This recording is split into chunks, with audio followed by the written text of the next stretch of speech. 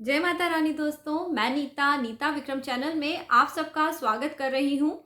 आज हम बात करने वाले हैं वर्ष 2021 में करवा चौथ का व्रत किस तारीख को रखना है, इस दिन पे पूजा पाठ के क्या नियम हैं, चंद्र उदय का शुभ मुहूर्त क्या है, पूजा की आपको क्या तैयारी करना है, कैसे पूजा पाठ करना है, करवा चौथ के दिन पे आपको क्या खाना चाहिए, क्या नहीं खाना चाहिए, और इस दिन पे जिन लोगों को खास करके पीरियड आ जाए वह अपना व्रत पूजा पाठ कैसे पूरा कर सकते हैं, उन्हें करवा चौथ व्रत का संपूर्ण फल कैसे प्राप्त होगा, और इस वर्ष जो लोग पहली बार व्रत रख रहे हैं क्या वह व्रत रख सकते हैं या नहीं रख सकते हैं, ये सभी जानकारी आज मैं आपको इस वीडियो में देने वाली हूँ। तो दोस्तों हम वीडियो झटपट शुरू करें उसके पहले आप सब भी माता रानी के नाम का जयकारा जरूर लगाएं, कमेंट सेक्शन में जय माता रानी लिखें। और यदि आज पहली बार आप नीता विक्रम चैनल पे आए हैं तो चैनल सब्सक्राइब करें, जिससे पूजा पाठ संबंधी सब जानकारी आपको निःशुल्क प्राप्त होगी। और वीडियो अच्छा लगता है तो इसे लाइक जरूर करिएगा। वर्ष 2021 में करवा चौथ का व्रत 24 अक्टूबर 2021 की तारीख को रखा जाएगा। यह कार्तिक मास के कृष्ण पक्ष की चतुर्थी तिथि है। इसे संकष्टी के नाम से भी जाना जाता है। इस दिन पे करवा चौथ का व्रत रखने से पति की दीर्घ आयु होती है, उनके जीवन के कष्ट और संकट दूर हो जाते हैं। करवा चौथ के दिन पे भोलेनाथ, माता पार्वती, कार्तिकेय जी, गणेश भगवान और चंद्रदेव का विशेष पूजन करा जाता है। साथ में दोस्तों इस दिन पे जो चंद्रमा को अर्घ दिया जाता है उसका भी एक शुभ मुहूर्त होता है।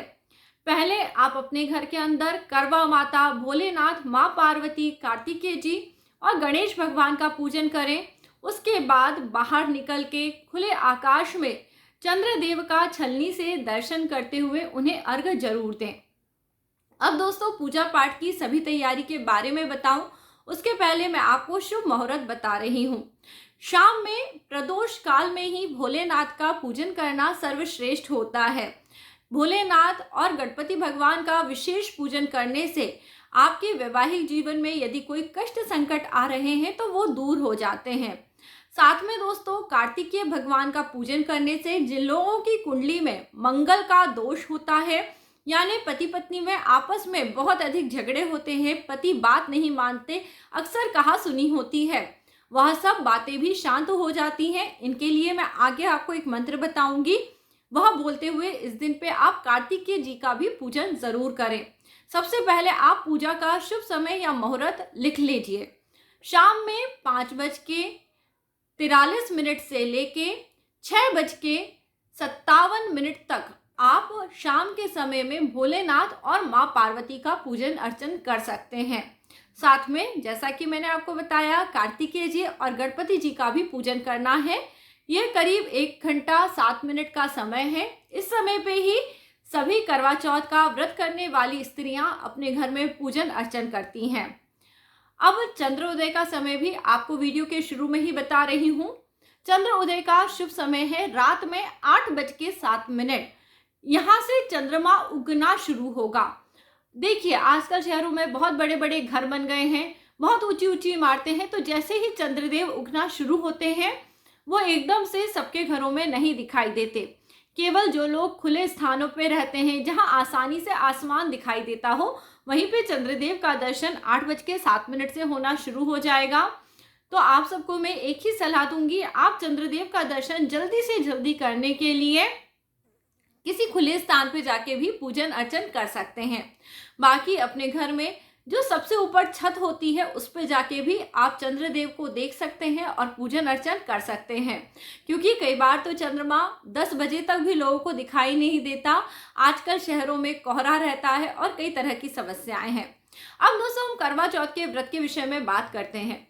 करवा चौथ का व्रत बहुत पुराना व्रत नहीं है। पुराने समय में अधिकतर स्त्रियां केवल हरतालिका तीज का व्रत रखा करती थीं, जिससे कि पति की दीर्घ आयु हो। परंतु समय के साथ वैवाहिक जीवन में कलह, असंतोष और नाना प्रकार की चीजों की परेशानी आने लगी। इस पर बहुत सारे लोगों ने विचार करा और पति के जीवन के सभी कष्टों को दूर करने के लिए संकष्टी चतुर्थी के दिन कार्तिक मास में करवा चौथ के व्रत को रखने का निर्णय लिया गया। करवा चौथ का व्रत रखने से स्त्रियों की पति के साथ जो कलह है, उनके जीवन में जो भी मतभेद है और पति के जीवन में यदि कोई संकट है तो वो संकट दूर हो जाता है। कई नवविवाहित स्त्रियां जानना चाहती होंगी क्या वो इस वर्ष इस व्रत को रख सकती हैं। तो जी हाँ, इस वर्ष अच्छा शुभ योग संयोग है, आप अपना व्रत पहली बार शुरू कर सकती हैं। और जिन स्त्रियों का अभी तक विवाह नहीं हुआ, यानी जो कुंवारी लड़कियां हैं, वह भी यह व्रत रखती हैं जिससे कि उन्हें अच्छे पति की प्राप्ति हो। तो प्रायः मैं आप सबको एक सलाह देना चाहूंगी कि करवा चौथ का व्रत कुंवारी लड़कियों के लिए उतना उपयोगी नहीं है। फिर भी यदि आपकी श्रद्धा है, आपको पता है कि गणपति जी आपकी मदद करेंगे, आपके विवाह यदि तय नहीं हो रहा है, आपको किसी कारण से वैवाहिक कष्ट का यदि अंदेशा हो, तो आपको यह व्रत जरूर रखना चाहिए। देखिए, व्रत रखने से हम तप करते हैं और तप का फल हमेशा अच्छा ही प्राप्त होता है। तो आप इस दिन पे व्रत रखें, पूजा पाठ करें, अच्छे से भगवान का जप तप करें, जिससे कि आपके वैवाहिक जीवन में कभी कोई दुख ना आए, कभी कोई कष्ट ना आए। जो लोग भी इस दिन व्रत करेंगे, आप इस दिन पे सुबह के समय जल्दी उठिए। कार्तिक मास चल रहा है, कार्तिक मास में अमृत वेला में उठना बहुत शुभ माना जाता है। यानी सुबह 4 बजे, जबकि तारों की छाव रहती है, उसी समय उठना चाहिए और तुलसी माता का पूजन जरूर करना चाहिए। ऐसा करने से आपके घर में लक्ष्मी माता की कृपा बनी रहती है। कई लोग जो कार्तिक स्नान नहीं कर रहे, उन्हें भी इस दिन सुबह के समय जल्दी उठना चाहिए तारों की छांव में। और आपको सुबह उठने के बाद स्नान करके अपने घर की साफ सफाई करके दिन के समय का अच्छा सदुपयोग करते हुए अपने आप को सजाना चाहिए, संवारना चाहिए और शाम के व्रत पूजा पाठ की तैयारी भी करनी चाहिए। जो लोग सुबह उठेंगे, वह सुबह उठ के पूजा करते समय भगवान के सामने इस प्रकार से हाथ बना लें। देखिए, ऐसे हाथ बनाएं और थोड़े से अक्षत, चावल, थोड़े पुष्प लें, अपना नाम लें, अपने पति का नाम लें कि मेरा नाम ये है, मेरे पति ये हैं, जो आपके पति का नाम है, और मैं इस जगह पे, जिस भी आप शहर में रहती हैं, उस शहर का नाम ले लीजिए। देखिए, मैं आपको अपने लिए यह संकल्प करके बता रही हूँ। मैं नीता, पत्नी विक्रम, मैं इस शहर में रहती हूँ और यहाँ आज मैं यह करक चतुर्थी का व्रत कर रही हूँ। हे भोलेनाथ, माँ पार्वती, मेरे द्वारा किए हुए इस व्रत को ग्रहण करें। मेरे कुल का गोत्र यह है, यह व्रत मेरे पूरे घर परिवार के लिए सुख, सौभाग्य और समृद्धि लेके आए। ऐसे प्रार्थना करते हुए यह जो पुष्प और अक्षत है, यह आप भोलेनाथ माँ पार्वती के चरणों में चढ़ा दें। मम सुख सौभाग्य पुत्र पौत्र आदि सुस्थिर श्री प्राप्तिय करक चतुर्थी व्रत महम करिष्ये। दोस्तों, श्री प्राप्ति यानी धन की प्राप्ति के लिए भी करक चतुर्थी का व्रत करा जाता है। करवा चौथ के व्रत को करने से आप देखेंगे घर की जो भी स्थिति हो उसमें बहुत सुधार आता है। केवल एक सौभाग्यवती स्त्री ही अपने घर को हर प्रकार के कष्ट संकट से बचा सकती है, अपने पति की प्राणों की रक्षा कर सकती है और उनके जीवन में जो भी उन्हें अच्छे से अच्छी चीज़ें प्राप्त होती हैं, वह पत्नी की किस्मत से ही प्राप्त होती हैं। पत्नी यदि आपकी खुश रहती है, पत्नी यदि सुखी रहती है, तो उस घर में स्वयं माँ लक्ष्मी आके विराज जाती हैं। अब दोस्तों, इस दिन का पूजा पाठ का कुछ विशेष नियम मैं आपको बता रही हूँ। आजकल मार्केट में बहुत सारे स्टील के लोटे करवा चौथ के व्रत के लिए, अर्घ के लिए मिलते हैं। तो आमतौर पे पुराने ज़माने में भी ऐसा नहीं होता था और आज भी लोहे के बर्तन से, स्टील लोहा होता है, तो लोहे के बर्तन से आपको चांद को अर्घ दे के चंद्रमा का पूजन नहीं करना चाहिए। ऐसे में कोशिश करनी चाहिए पीतल का लोटा लेके आए, पीतल का ना मिले तो मिट्टी का ही लोटा या करवा लेके आए, क्योंकि इस व्रत का नाम ही करवा चौथ है। इस दिन पे मिट्टी का करवा लाके उससे पूजा पाठ करना बहुत शुभ बताया जाता है। कई लोगों के पास पुराने करवे रखे रहते हैं, तब वह पूछते हैं क्या हम पुराने करवे से ही पूजा कर लें। तो नहीं, मिट्टी का करवा एक बार यदि पूजा में प्रयोग हो चुका है तो उसका हम दूसरी बार उपयोग नहीं लेके आते हैं। जैसे एक करवे में तो सभी मिठाइयाँ भरी जाती हैं और एक करवे से चांद को अर्घ दिया जाता है, तो आमतौर पे सभी को 2 करवे लेके आने चाहिए। अब जिनके पास पीतल का करवा होता है वह पीतल के करवे से ही अर्घ दे देते हैं और एक करवा माता के नाम का रख के एक और करवा अपने पति के लिए भर लेते हैं। जैसी आपसे सुविधा बने वैसा आप पूजा पाठ करें। नीता विक्रम चैनल पे जाके भी आप देख सकते हैं, करवा चौथ के व्रत का पूजन करके दिखाया गया है। आप उस तरह से पूजन करें, पूजा पाठ की सभी तैयारी करें। शाम के समय जो शुभ मुहूर्त मैंने आपको बताया है 5:43 से लेके 6:57 के बीच के समय पे ही अपने घर में एक चौकी पटे पे लाल रंग का सुंदर वस्त्र बिछाएं। वहां पे करवा माता की फोटो लगाना चाहिए। घर में ऐपन बनाना चाहिए। आटे में थोड़ी सी हल्दी और पानी मिला के ऐपन बनाया जाता है। कई जगह तो दीवार पे ही करवा माता को गेरू से और चौक से काढ़ा जाता है और उनका पूजन करा जाता है। इस दिन पे आप जब पूजा पाठ की तैयारी करें उस समय पे ओम नमः शिवाय, शिवाय नमः ओम इस मंत्र को जपते रहें।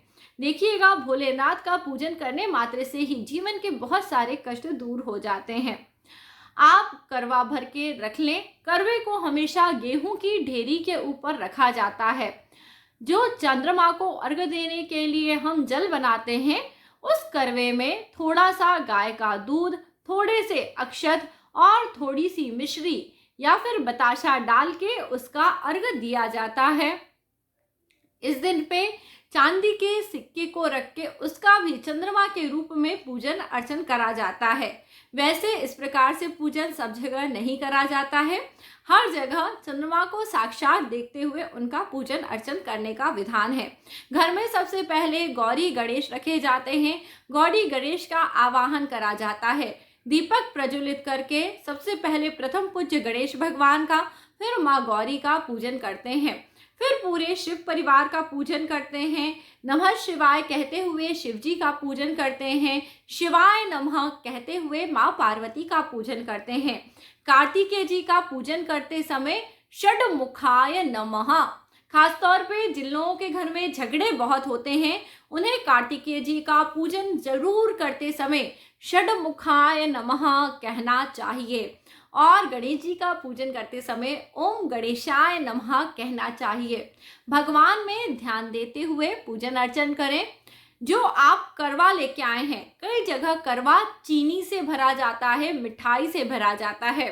जैसे करवे के अंदर कई जगह 13 लड्डू भरे जाते हैं और ऊपर की तरफ 4 सीके लगाई जाती हैं। अब जो लोग मिट्टी के करवे को जल से भरते हैं वो जल से भर सकते हैं और जो मिठाई से भरते हैं वो मिठाई से भर लें। लड्डू भरे, रसगुल्ले, जो मिठाई आप भरना चाहें उससे भरें। करवे को भरने से पहले साफ कर लेना चाहिए, यानी पानी से अच्छे से धो के ऊपर थोड़ा हल्दी कुमकुम लगा के उसे टीक लेना चाहिए।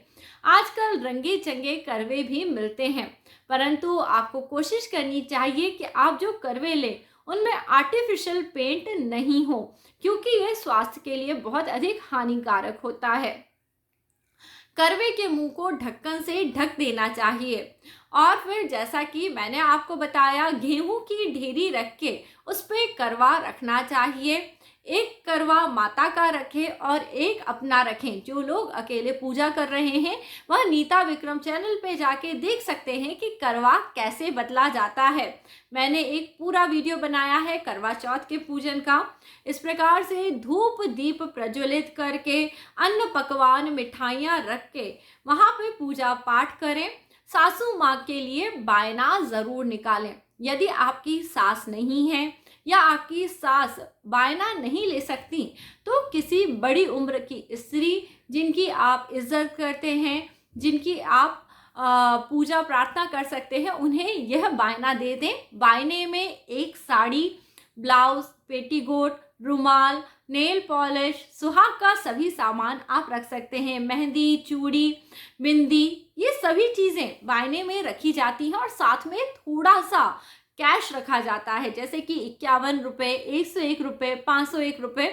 तो और फिर जब हाथ में हम 13 चावल लेते हैं, कितने चावल लेते हैं? 13 चावल या फिर 13 गेहूं के दाने, और मनसते हैं कि यह जो सुहाग का सामान है ये मैं अपनी सास को दे रही हूँ, हे भगवान इस सामान को आप ग्रहण करें। मनस के उसके ऊपर यह 13 दाने चावल या फिर गेहूं के डाल के आप अपनी सास को दे के उनके पैर पड़ सकती हैं। इसके अलावा जब आप करवा चौथ के व्रत की कथा को सुने उस समय भी अपने हाथ में थोड़े से फूल और 13 गेहूं के या फिर चावल के दानों को अपने हाथ में रखना चाहिए, पूजन अर्चन करना चाहिए। जो करक चतुर्थी का करवा होता है उसके ऊपर 4 सीके लगाई जाती हैं। जब आप चंद्रदेव का दर्शन करें उस समय उन्हें रोली, अक्षत, कुमकुम, एपन चढ़ाना चाहिए, मिठाई का भोग लगाना चाहिए, और अर्घ देते समय अपने करवे को ऐसे करके पकड़ना चाहिए और सामने चंद्रमा को देखते हुए उन्हें अर्घ देना चाहिए। ऐसा करते समय प्रार्थना हमेशा ये करें, जीवन में जो भी कष्ट आए उन्हें आप ले लें, आपके पति की आयु लंबी हो, वह दीर्घ आयु, सुखी रहें, घर में सुख सौभाग्य की वृद्धि हो, संतान संतति की वृद्धि हो, ऐसा कामना करते हुए एक सुहागिन, एक पतिव्रता स्त्री जब इस व्रत को करती है तो उसका व्रत अवश्य सफल हो जाता है। जब आप पूजा पाठ सब कर लें तब घर के बड़े लोगों के चरण को स्पर्श करना चाहिए। देखिए, जब हम शाम में पूजन अर्चन करते हैं तो वो अलग करते हैं, रात में चंद्रमा को अर्घ्य देते हैं तो अलग देते हैं। तो दोनों समय आपको अलग अलग दीपक जरूर प्रज्वलित करना चाहिए। चंद्रमा को अर्घ्य देने वाली थाली में भी आपको बताशे रखने चाहिए, पलाश का पत्ता रखना चाहिए, एक कलावा रखना चाहिए। इस कलावे को बाद में पति के हाथ में रक्षा सूत्र की तरह बांध देना चाहिए, और जब पति के हाथ में आप ये कलावा बांधें उसके बाद उनके मुंह को बताशे से या मिश्री से मीठा कराना चाहिए। इसके बाद पति के चरण का स्पर्श करना चाहिए, और फिर पति आपको अपने हाथ से या उनके द्वारा छुआ हुआ जो पानी होता है वो आप ग्रहण करें, और इस दिन पे अपने व्रत को आप पूर्ण कर सकती हैं। पानी ग्रहण करने के बाद आप पक्का भोजन, और कई कई जगह इस दिन पे कढ़ी पकौड़ी भी बनाई जाती है, उसे ग्रहण कर सकती हैं। इस दिन पे कोशिश करके एक ही अनाज खाना चाहिए, जैसे कि अगर आप पूड़ी खा रही हैं तो आपको चावल नहीं खाना चाहिए। आप चाहें तो छोले की सब्ज़ी बनाएं या फिर आलू टमाटर की सब्ज़ी, पूड़ी, तरकारी बनाएं, और अपने घर में खीर बना के इस दिन पे आप व्रत करें। खीर यानी सेवैयाँ की खीर या फिर साबूदाना की खीर बना के व्रत पूजा पाठ करना चाहिए। जब भी हम करवा चौथ का व्रत करते हैं उस दिन पे गुलगुले बनाते हैं, मंगोड़े बनाते हैं, और इस व्रत को करा जाता है। अब दोस्तों, इसमें एक और बात मुझे आपको बतानी है कि करवा चौथ का सभी व्रत पूजा पाठ जब आप कर लें उसके बाद आपको अपने पति का पैर जरूर जरूर छूना है। ये बहुत ही इम्पॉर्टेंट है। घर के बड़ों से भी आशीर्वाद लेना है। सभी लोग आपको सदा सुखी रहो, सदा सौभाग्यवती रहो, इस प्रकार का जब आशीर्वाद देते हैं तो आपको उसका पुण्य फल लंबे समय तक प्राप्त होता रहता है। इस दिन पे आपको, जिन लोगों को बहुत ज़्यादा भूख लगती है, उन्हें कोशिश करनी चाहिए कि वो अधिक से अधिक काम में अपने आप को व्यस्त रखें, क्योंकि अगर आप फ्री बैठे रहेंगे तो आपको भूख लगती रहेगी। दिन के समय मेहंदी, महावर, आलता जब आप खाली रहें तब लगा लें, और समय से पूजा पाठ, पकवान की सभी तैयारी करें। आप इस दिन पे ज़्यादा से ज़्यादा जहाँ लोग भोजन कर रहे हैं, खाने पीने की खुशबू आ रही है, उससे दूर रह के अपने व्रत को कर सकते हैं। अब जैसे किसी के मासिक या पीरियड आ गए तो बहुत सारी स्त्रियां बोलती हैं इस दिन आप तैयार मत होइए, आप मत अच्छे दिखिए। देखिए, पर करवा चौथ का व्रत ऐसा नहीं है। करवा चौथ के व्रत में यदि आपको शारीरिक रूप से तकलीफ है और अगर आप नहीं तैयार होना चाहते हैं तो बात अलग है, वरना आप तैयार हो सकते हैं। तैयार होने का ऐसा कोई नियम किसी भी ग्रंथ पुराण में नहीं बताया गया है। पर जब मासिक या पीरियड आ गया है तो पूजा पाठ नहीं होगी। आपके हिस्से का जो पूजन है, आपके हिस्से का जो करवा है, करवे से जल देना है, ये आपके कुल के लोग कर सकते हैं। जैसे देवरानी जेठानी है तो देवरानी आपकी तरफ से ही चंद्रमा को अर्घ दे दें। बाकी आप अपने पति की पूजा खुद कर सकती हैं, इतना आप कर सकते हैं। अब जैसे जेठानी है वो कर ले, या फिर आप अपने घर में आए हुए हैं तो आपके या तो पति ही चंद्रदेव का पूजन कर लें, आपके पति सभी देवी देवता का पूजन कर लें और बाद में आप उनके चरणों का स्पर्श कर लें, ऐसा भी हो सकता है। तो आपसे जैसे पूजा पाठ बने आप वैसा पूजा पाठ करें। ऐसा नहीं है कि मासिक आ गए हैं तो हम पूजा करें नहीं करें, मत सोचिए। देखिए, पूजा पाठ में आप बस शामिल मत होइए, भगवान से दूरी बना के रखिए, क्योंकि मासिक के समय में हम देव दर्शन देव पूजन नहीं करते हैं। पति को भी दूर से ही छू के उनका आशीर्वाद लिया जाता है। ऐसा कहा जाता है मासिक के पहले 3 दिनों में पति को भी नहीं छूना चाहिए। पर अगर जैसे जिसका मासिक इसी दिन पे शुरू हुआ है वो सर धो के इस प्रकार से पति का पूजन कर सकते हैं। बिना सर धोए आप कोई पूजा पाठ मत करिएगा, क्योंकि इससे हमें पुण्य की जगह पाप लगता है। तो आप सब इसी दिन पे करवा चौथ का व्रत करें। करवा चौथ के व्रत की कथा को आप सुन सकते हैं नीता विक्रम चैनल पे जुड़ के। कोशिश करूंगी करवा चौथ के दिन पे आप सबसे लाइव मुलाकात हो। और यदि आज का वीडियो आपको अच्छा लगा है, वीडियो पसंद आया है, तो इसे लाइक करिए और इसी प्रकार के सभी वीडियो देखते रहने के लिए नीता विक्रम चैनल से ज़रूर जुड़े रहें। जय माता रानी दोस्तों, अपना ख्याल रखिए, सदैव